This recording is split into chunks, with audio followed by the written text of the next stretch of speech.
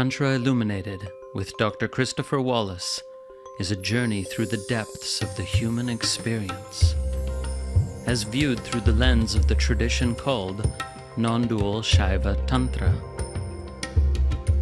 This multi-format podcast delves into the fascinating world of Classical Tantra and its intersections with philosophy, neuroscience, psychology, human development, and the broader world of spirituality.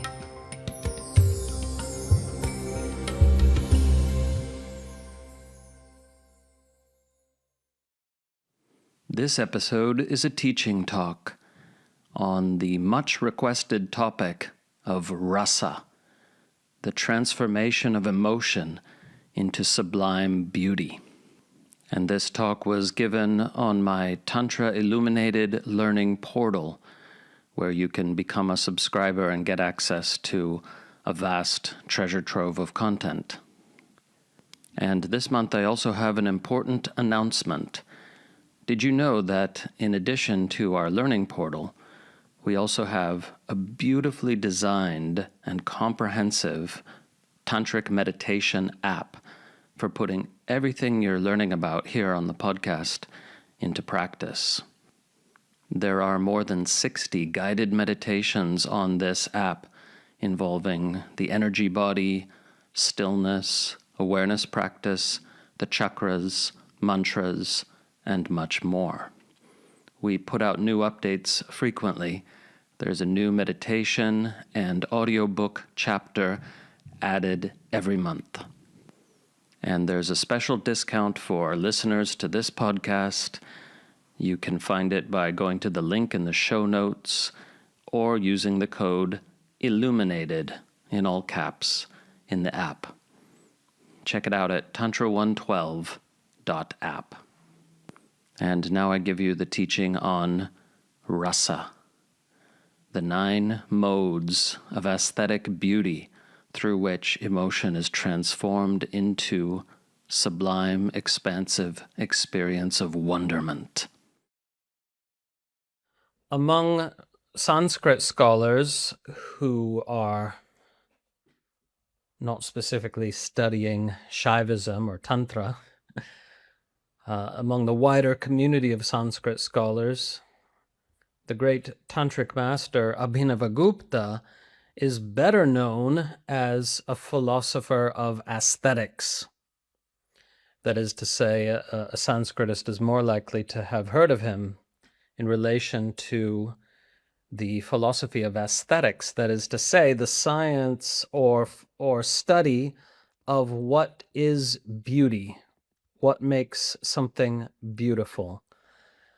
Because Abhinavagupta wrote extensively on this topic, focusing on the artistic disciplines of poetry and dance and drama. So he wrote a huge commentary on the Natya Shastra, which is the sort of seminal foundational work of dramaturgy, as it's called, dance and theater. And also wrote a commentary on the great Dhvanyaloka. So the Dhvanyaloka is a book on poetics, on the science of Sanskrit poetry. I say science because it is a science. In pre-modern India, it was treated that way, with a lot of precision.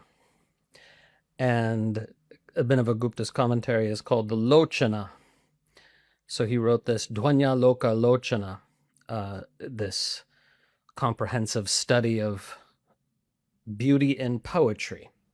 And in the context of these works, he elaborates what we sometimes call rasa theory, the theory of aesthetic beauty in 9 types, 9 rasas, as they're called. A rasa literally means savor or flavor or juiciness or sap, but in this context it means something like aesthetic sentiment,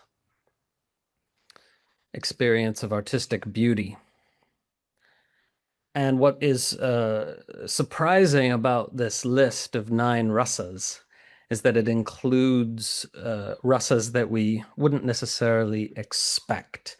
And in this way, it becomes a spiritual teaching as well. So before I get there, let me just talk a little bit about the definition of rasa. And my teacher, Somdev Vasudeva, one of my many teachers, a brilliant and beautiful man who I studied with both at Oxford and at Berkeley, and a tiny bit in Kyoto as well. So he wrote this, and this paragraph is included in Tantra Illuminated. Rasa is the experience one has viewing artwork that is moving or impactful. It refers to the experience itself. Therefore, what we call rasa is not located in the work, but in the viewer. Rasa does not refer to the everyday worldly emotions of love, sorrow, humor, and so on, but to their transformation into aesthetic sentiment, that is to say, the experience of beauty.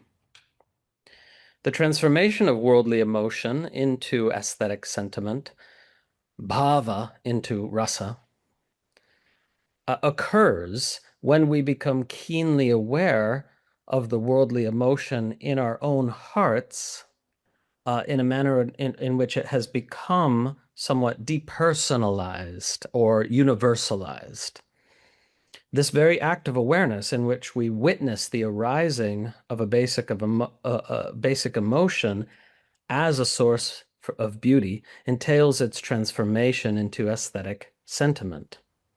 This act of awareness and synchronous transformation is rasa.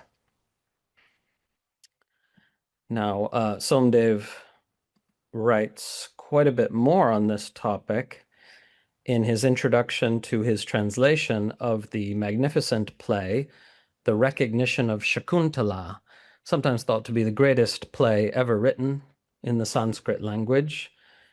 Certainly a profoundly poignant play that begins as a kind of romantic idyll and ends in a somewhat ambiguous, bittersweet fashion, and in some ways could be said to be more reflective of real life than a simple romance would have been. So in his introduction to his translation, published in the Clay Sanskrit Library, Somdev has this to say. I call him by his first name because he's a friend.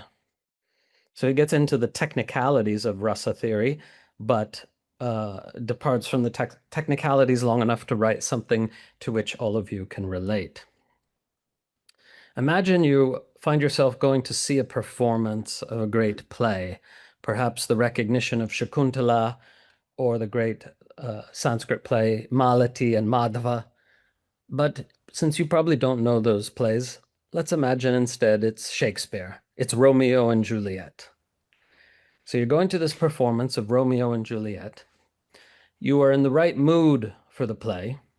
No mundane worries preoccupy your mind. You have agreeable company, and the theater, the stage, the director, and the actors are all excellent, capable of doing justice to a great play. Your seat in the theater is comfortable and gives an unobstructed view.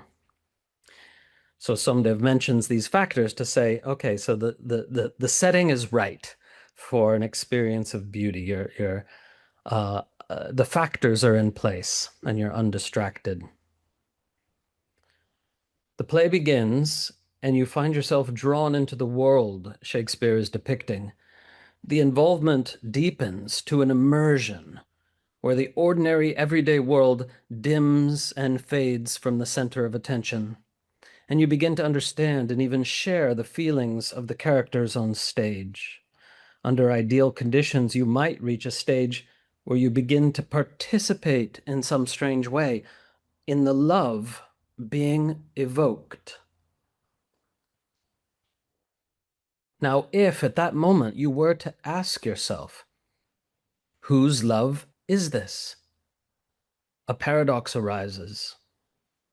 It cannot be Romeo's love for Juliet, nor Juliet's love for Romeo, for they are fictional characters.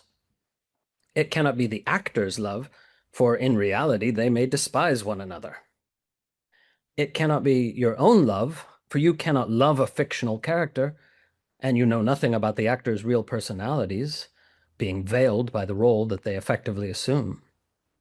And for the same reasons, it cannot be the actor's love for either you or the fictional characters. So it is a peculiar, almost abstract love, without immediate referent or context. A Sanskrit aesthete, or appreciator of artistic beauty, would explain to you that you are at that moment relishing your own fundamental emotional state in its modality known as passion, which has been decontextualized by the operation of sympathetic resonance and heightened to become transformed into an aesthetic sentiment called the Sringara Rasa, the romantic sentiment. So that last paragraph had a number of technical terms. I just want to highlight the term sympathetic resonance, which in a literal translation would be the conversation of the heart, hridaya samvada, right? The conversation of the heart. But this is used in a technical sense to mean a sympathetic resonance with that which the artists are depicting. So Somdev goes on. This aesthetic sentiment is a paradoxical and ephemeral thing that can be evoked by the play, but is not exactly caused by it. For many other spectators may have felt nothing at all during the same performance, and you yourself, seeing it again next week under the same circumstances, might experience none of this emotional depth. It is, moreover, something that cannot be adequately explained through analytic terms.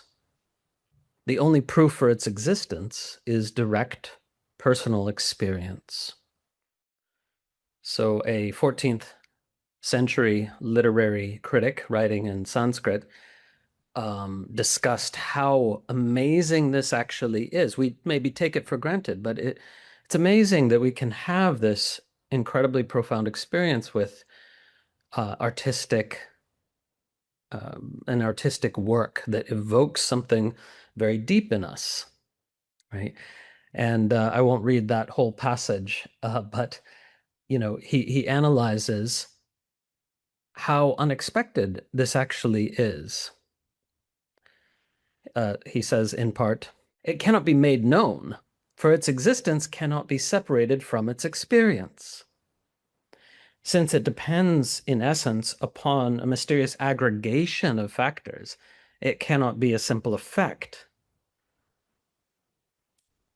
And when not perceived, it does not even exist. Nor does it exist presently as a knowable, since it is different from any effect or anything that can be pinned down. So he goes on in this way and says, it is not imperceptible since it can arise from words, yet its manifestation is not perceptible. Therefore, connoisseurs should truly regard it as non-ordinary. And it is, moreover, a blissful experience. There's a joy or a bliss in this experience of aesthetic sentiment. Okay, now how do we come then to the spiritual teaching here? Well, what we learn through rasa theory and through our own experience of art, if we examine it closely, what we learn is that we're capable of experiencing profound beauty in circumstances that, if we were to take them personally, would be profoundly distressing. So, for example, whether it's Shakespeare or some other great author, we're capable of experiencing beauty in tragedy. If we were taking that tragedy personally, right? If something that happened to me, it would just be upsetting. Most of us, for most of us, it would be difficult to experience the beauty in it.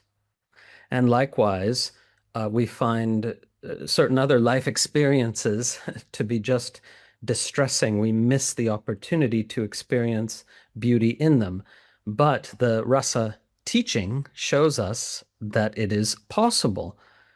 The most common misunderstanding is that the rasas are emotions. There's a beautiful album called Rasa by some great Eastern and Western musicians collaborating together. So that's this trio, Yorkston, Thorne, and Khan, released this album called Navarasa. And they mistranslate Navarasa as 9 emotions. It's a beautiful album with 9 tracks attempting to evoke the different rasas, some more successfully than others, but still an extraordinary album, I would say. But also an example of this common misunderstanding, taking the rasas to be emotions. But that's precisely what they aren't, because it's rather emotion transformed into aesthetic sentiment, as Somdev explained. So when the erotic or romantic emotions are transformed into aesthetic sentiment, into the experience of beauty, we call that Shringara rasa. Okay, so again, to be clear, erotic or romantic feelings transformed into aesthetic sentiment, that's the Shringara rasa, right? An experience of rapturous beauty in that mode. Whereas, for example, heroic or inspiring feelings transformed into aesthetic sentiment, that's the virya rasa. So, you know those movies where it's about a triumph of the human spirit? It's about someone with all sorts of obstacles, and, whether it's uh, Billy Elliot or one of those movies where, you know, the hero finally, like, is able to triumph over those obstacles and find their own place in the world or whatever. And if it's sufficiently well done, and that's part of this, as Somdev explains, it has to be sufficiently well done so that you are caught up in the experience. So their triumph, this fictional character, becomes your triumph, taps into all the moments of triumph you've had in your life and your potential for further such moments, right? So you feel inspired. So that's the virya rasa. Then there's the astonishing rasa, the adbhuta rasa. That's when the experience of amazement or wonder is transformed into aesthetic sentiment. We've all seen movies we found just mind-blowing. And of course, a work of art can mix more than one rasa, but to be well done, it needs to have a dominant rasa and a subordinate rasa, not a whole bunch, because then it wouldn't be focused enough to evoke the experience. The adbhuta rasa, right? The compassionate rasa, I call it the tear-jerking rasa. That's karunya, from the word karuna, which means mercy or pity or compassion. So when these compassionate feelings are transformed into aesthetic sentiment, into the experience of beauty, that's karunya rasa, right? And so you might be weeping, absolutely sobbing over some movie or play or poem, but it's beautiful. And you don't need to be told it's beautiful, right? Even though you may not have the experience for sad events in your own life, the whole point of this teaching is that the difference is precisely just this self-referencing ego that takes things personally. That if you could temporarily even suspend or subtract this self-referencing ego, you have the same capacity to experience beauty in the tragic events of your own life as you do in the most beautifully done tragic film or play or poem. Okay? But let's come to the unexpected ones. The wrathful rasa, the raudra rasa, is when feelings of anger are transformed into aesthetic sentiment, right? Become divine wrath. Anger becomes divine wrath, an experience of beauty, right? It's still, in a way, it's still that has the energy of anger, but it's been transformed into angry beauty, as it were. Okay, even more unexpected ones. The terrifying rasa, when the experience of fear is transformed into beauty. And Nora has already given an example. Now, again, it may not work for everyone, right? Because the factors involved in the evocation of rasa are not all in the work. They're also in the viewer, right? But for Nora, at least, the video game Silent Hill 2 is not only very frightening, but extremely beautiful. And I'm willing to give her the benefit of the doubt on this one. Having glimpsed a little bit of this game, it looks like, wow, it is beautiful, actually. Okay. So then, even more unexpected, the disgusting, the repulsive, that too can become an experience of beauty. So when repulsion is transformed into aesthetic sentiment, that's the bibhatsa rasa. Harder perhaps for us to find examples of this, but I don't know. I don't know if this is an example, but that artist Robert Mapplethorpe, he had a piece in the museum that caused a lot of controversy. It was called Piss Christ, and it was like a crucifix, Jesus on a cross in a bucket of urine. Now, this is not my kind of art exactly, but for the right person at the right time, right? Maybe a person who really needs to break free of their Christian conditioning, right? Seeing the crucifix in the bucket of urine might be a thrilling experience. They might be disgusted, but also enlivened by that experience. So that's my attempt at an example. But someone else might be able to come up with one.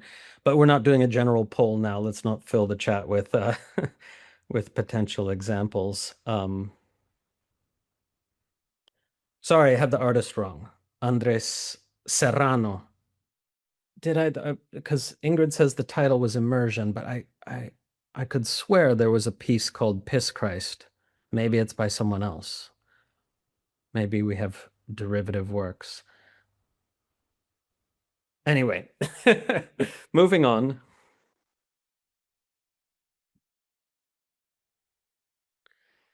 I missed the comedic rasa, right? The hasya rasa, when laughter and fun becomes aesthetic sentiment. So let's remember this, we have to actually use some mental discipline to get clear on this.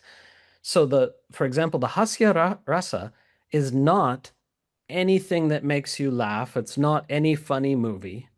It has to be laughter transformed into an experience of beauty. So you are still laughing, but you're also moved, right? Because we can all think of silly movies. We laugh at them, but were we moved in some way? Were we taken outside of our ordinary self to something more, I don't know, exalted, right?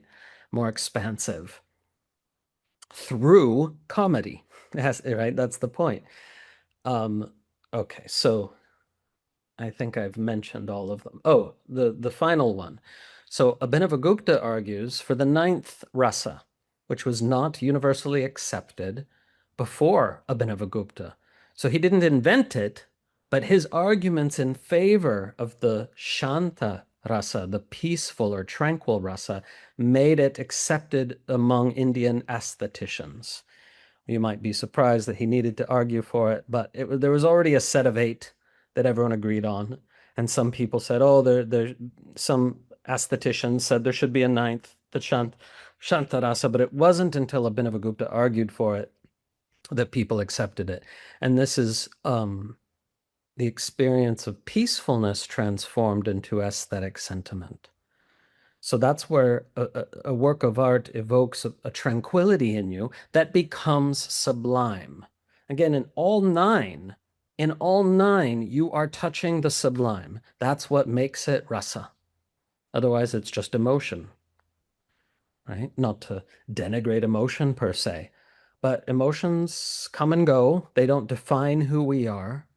When we touch into the sublime, then we touch the depths of our real nature, right? So, just an opportunity for a contemplation here, right? Because I would say that we could compare the story of your life, of any of our lives, to a novel in more than one way.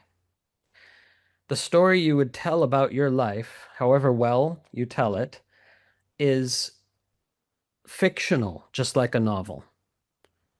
It's fictional precisely because the events of a human life are far too numerous to describe all of them.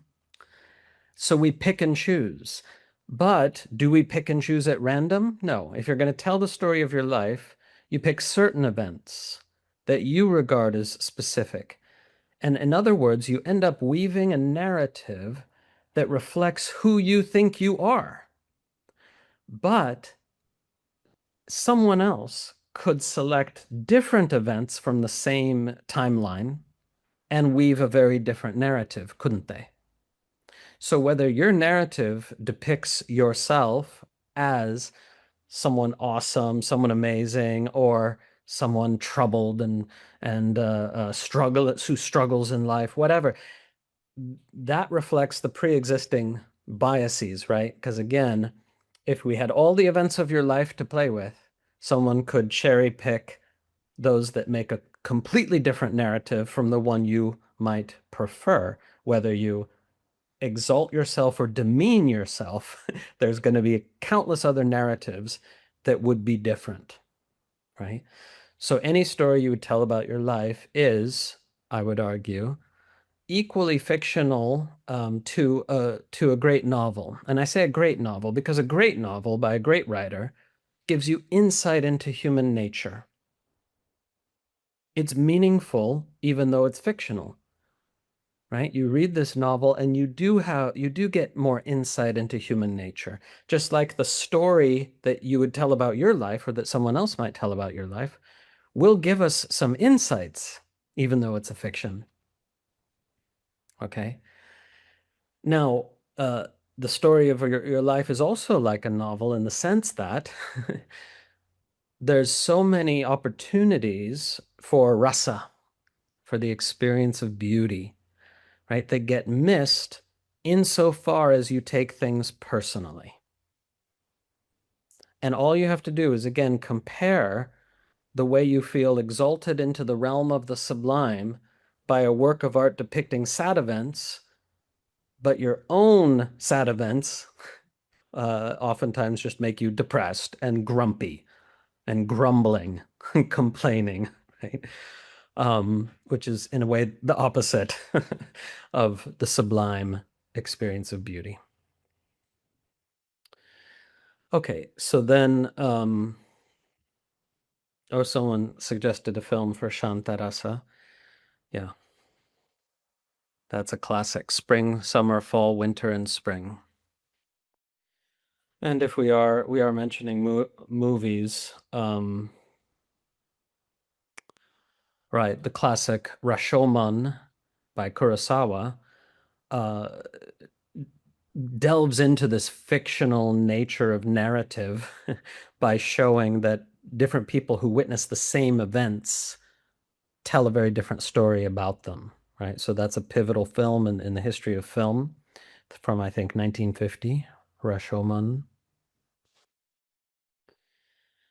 So maybe on the forum, that's the place where later we could put examples for each rasa that we can come up with.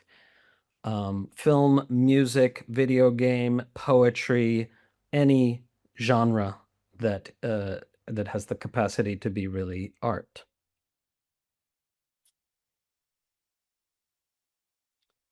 So, lastly, as many of you know, the Swachanda Tantra has this famous quote, "Na Shivam vidyate kvachit," nothing exists which is not Shiva. A friend of mine has it tattooed across the bottom of his back, across the sacrum, right? Na Shivam vidyate kvachit. Nothing exists which is not Shiva. Well, then the question becomes, how do we define Shiva? Right? The word is there being used in a very similar way to the word God. If we're talking about God in a non-dual sense, not a supernatural person, right? Nothing exists which is not God. But even then, we need to ask, well, what sort of God are we talking about? What's the nature of God? Right? And so I've long argued that in this tradition, God does not mean good. And so this tradition escapes the problem of theodicy that Christianity and other religions have. That is to say, the religions that say God is wholly good and wholly powerful. God is an entity separate from his creation, who is totally good and totally powerful. Okay, if that's your theological argument, you've got a big problem, a huge problem, right? Because you have all this suffering, some of which appears meaningless, So, the classic example from Stephen Fry is would a totally good and totally powerful God allow such a thing to exist as bone marrow cancer in children? Does the world actually need bone marrow cancer in children? We can have every other kind of cancer, but this one that causes great suffering, in those who haven't had a chance yet to even experience life, blah, blah, blah. This is the argument. I mean, you can poke holes in that argument too, by the way. But the problem of evil, or take the problem of someone who tortures someone else, right?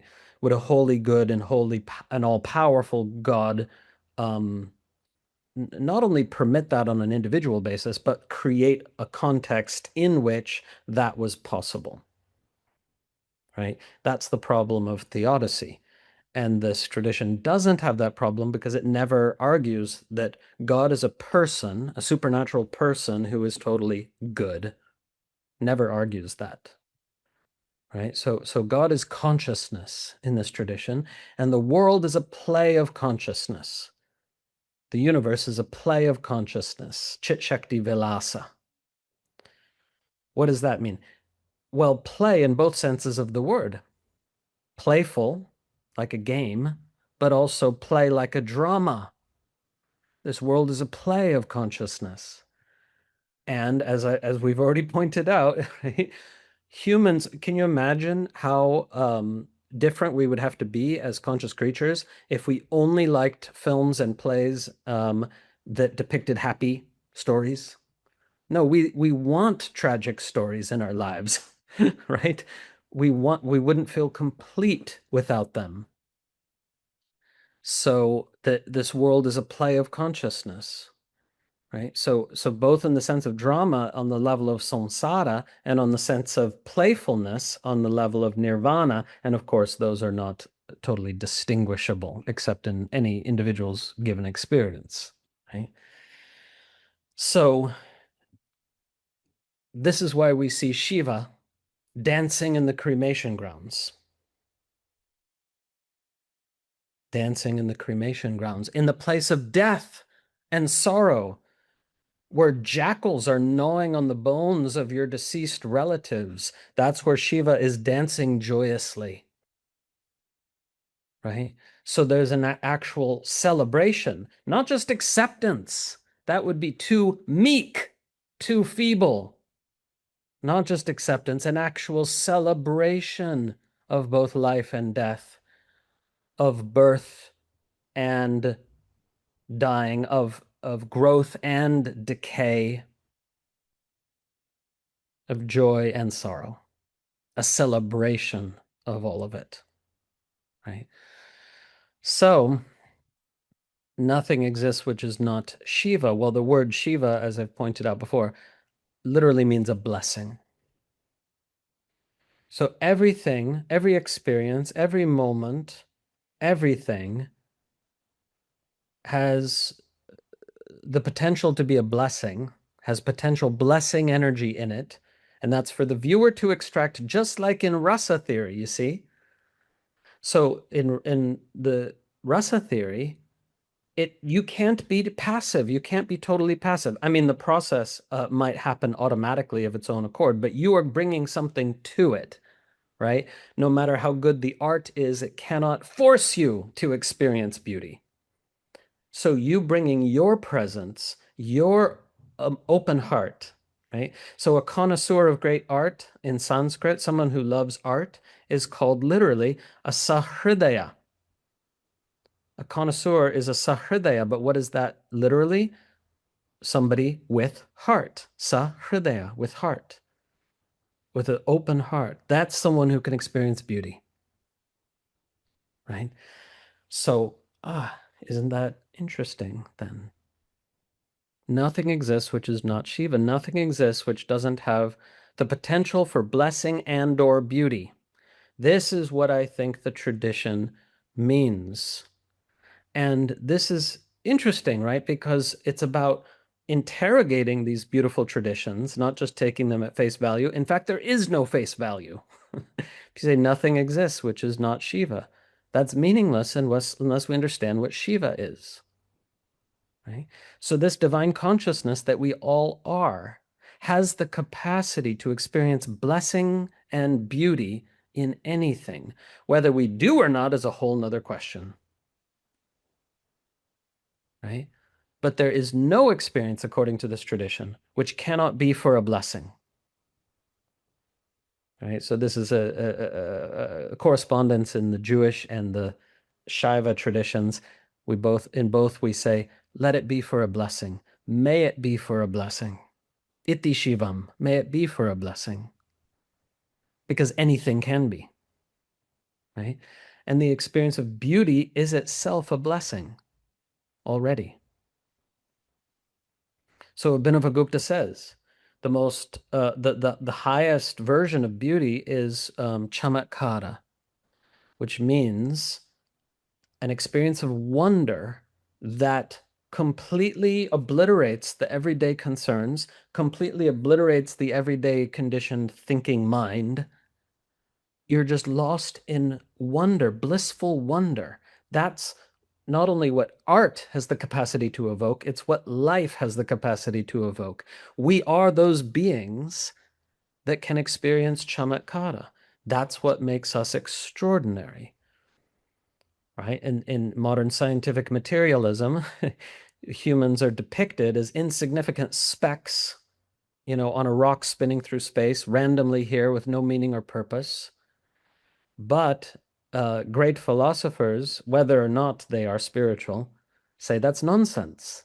That's utter nonsense, because we're not aware of any other creatures in the universe that have this capacity for chamatkara. They don't use the Sanskrit term, of course, except some of them. This capacity for sublime wonder and joy, which is the universe savoring itself.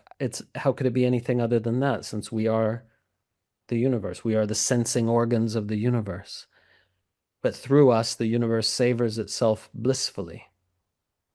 That makes us, and all other sentient creatures who can do the same, whoever they are, the most important beings in the universe. It's not an exaggeration. Chamatkara. Now, Abhinavagupta may have had a past life in our time because he has these metaphors that are extraordinarily modern. They didn't have electricity in his time, and yet he says, imagine that there's a room completely dark, completely in darkness, but in this room is the most incredible work of art anyone has ever seen, only you haven't seen it.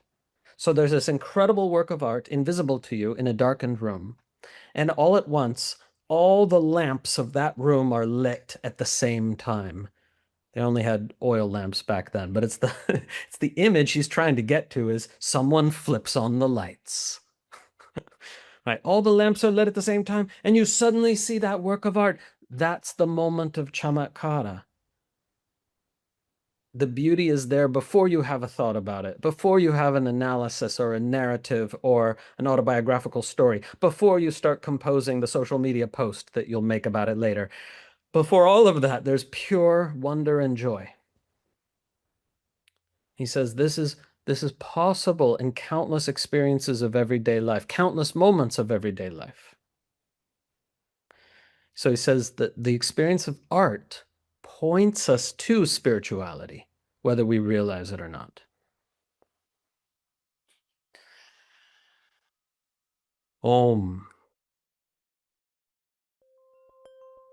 Hope you enjoyed the episode.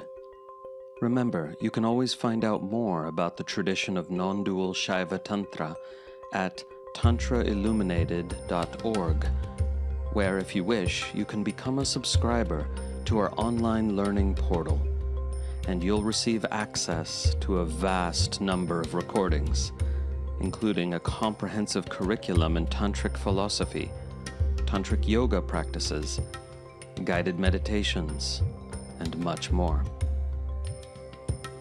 Music for the podcast composed and recorded by Ann Leader. Find her at annleader.com. Podcast produced by Paula Chamas. New episodes drop every other week.